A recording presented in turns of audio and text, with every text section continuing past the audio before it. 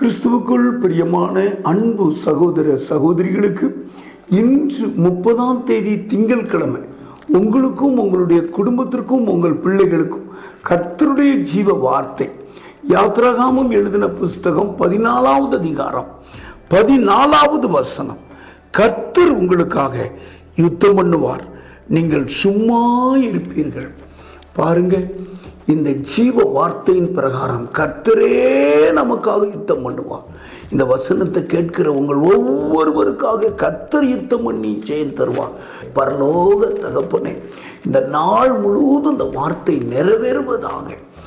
நீ சும்மா இரு, கர்த்தர் உனக்காக யுத்தம் பண்ணுவார். ஆண்டவரே, நீர் யுத்தம் பண்ணும்போதெல்லாம் எங்களுக்கு ஜெயம் கிடைக்குமே. இந்த வார்த்தையை கேட்கிற ஒவ்வொருவருக்கும் இந்த வசனம் நிறைவேறி ஆசீர்வாதம் உண்டாகட்டும். இயேசுவின் மூலம் ஜெபிக்கிறேன் பிதா.